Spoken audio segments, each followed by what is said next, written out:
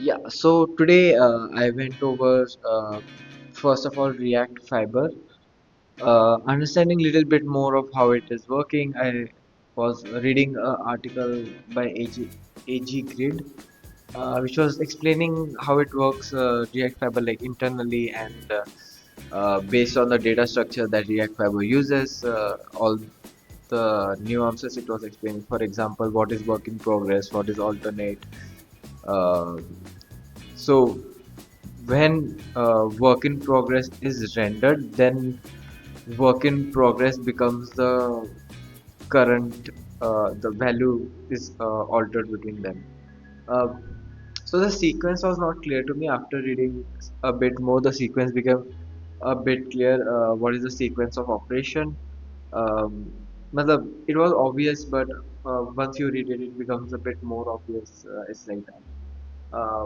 There is an alternate field which will always reference to the work in progress elements, and the current will always point to the older version, which is uh, not yet replaced. So whenever re-render is happening, whenever the render phase is happening, current is still the old one, and work in progress is the uh, old work in progress will hold the older reference, and alternate will reference to the work in progress element, and whenever they want to switch, when everything's separated, will switch and replace the current one after the render has happened.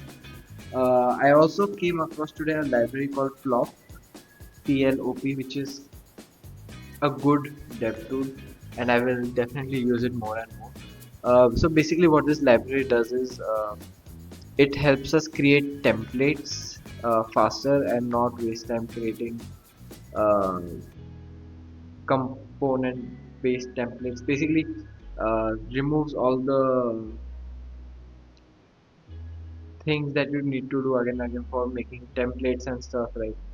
Suppose there is a React component that I want to make. Now there are React component, there are module CSS, there is index.ts, there is the main component itself, there is a types file. All these things I don't want to create again and again. So the plop.js package helps us creating a sort of a script thing, sort of, I don't understand, but uh, I'll call it a script. So it will create a script that will ask for some input, and based on those input, it will create this template. So all the templates are systematic, and like they are created based on a predefined template. Suppose I'm creating a button, or not a button, a list view of something, and now it will be based on a template which is predefined. So you will just do npm run plop, and it will ask what is the name of your component, and it will create a component and a css file based on what the requirement is. Which is so cool. And one unique problem this package solved was name casing. For example, React component I generally use in Pascal case, and which is industry standard, and module file, CSS module file, is generally a camel case. So with one input name, how do you handle both? So this has handled that.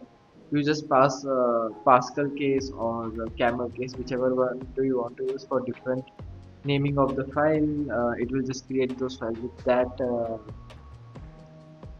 type of casing. And also suppose for example I want to create more directories, I will just give a URL, sorry, a path name, and it will just recursively keep creating directories if it's not present, which is also pretty cool feature.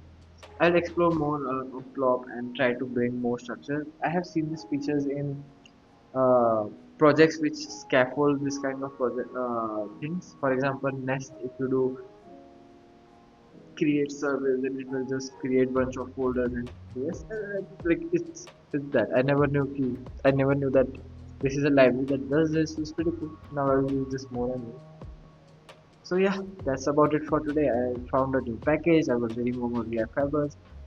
slowly progressing towards learning React more and more. I will also get into system design more because I do feel like just general knowledge about system design I slightly lack. So I will design more. I will read more on system design. I have found a cool GitHub repo called Awesome System Design. Something I added to the reading list, which has resources for system design. I will read that. Um, yeah. So that's about it for today.